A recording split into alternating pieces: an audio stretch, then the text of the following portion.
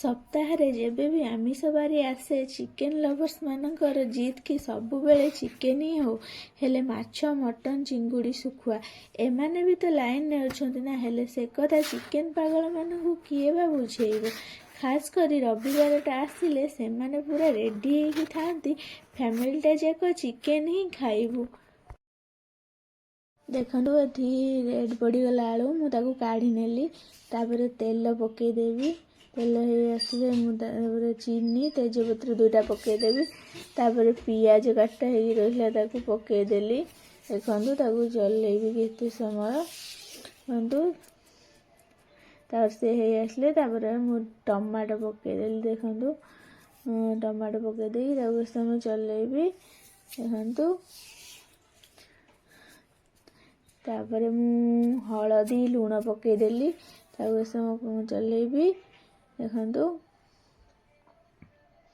ସେ ରେଡ଼ି ହେଇ ଆସିଲେ ତାପରେ ମୁଁ କ'ଣ କରିବି ନା ମସଲା ପକେଇବି। ଦେଖନ୍ତୁ ଏତ ମସଲା ପକଉଛି। ତାପରେ ମସଲା ପକେଇ ସାରିଲା ପରେ ତାକୁ ଚଲେଇବି। ଦେଖନ୍ତୁ ମସଲା କଷି ହେଇଗଲା ପରେ ମୁଁ ତାପରେ ଚିକେନ୍ ମସଲା ଟିକେ ପକେଇଦେଲି।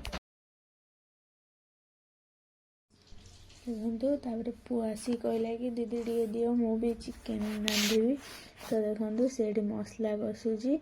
ମସଲା କଷିଲା ପରେ ଏଠି ଚିକେନ୍ ପକେଇ ଦେଇକି ତାକୁ କଷୁଛି। ଦେଖନ୍ତୁ କେମିତି ସେ କଷୁଛି, ଖଡ଼ିକା କେମିତି ଧରିଛି ସେ। ଦେଖନ୍ତୁ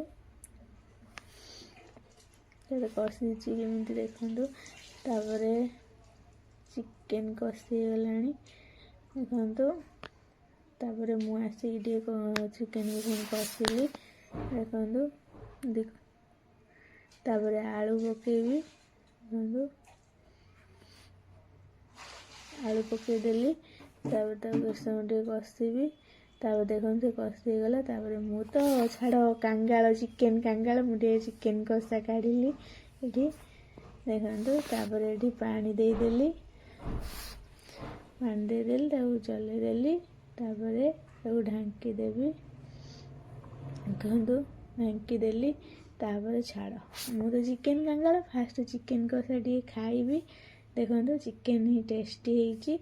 ତାପରେ ଦେଖନ୍ତୁ ଏଠି ଖାଉଛି ଚିକେନ୍। ତାପରେ ଏଠି ତରକାରୀ ଏପଟେ ରେଡ଼ି ହେଇଗଲାଣି। ତାପରେ ମୁଁ କ'ଣ ଗରମ ମସଲା ଟିକେ ପକେଇଦେଲି। ଗରମ ମସଲା ପକେଇ ଦେଇକି ତାପରେ ତାକୁ ସେ ଫୁଟିଲା। ଦେଖନ୍ତୁ ଏଠି ଚିକେନ୍ ରେଡ଼ି ହେଇଗଲା। ତାପରେ ଏଠି ଭାତ ବସେଇଲା ବୋଉ, ଏପଟେ ରୁଟି କରୁଛନ୍ତି। ତାପରେ ଭାତ ରେଡ଼ି ହେଇଗଲା, ଏପଟେ ରୁଟି ଆଉ ଚିକେନ୍ ତରକାରୀ ରେଡ଼ି।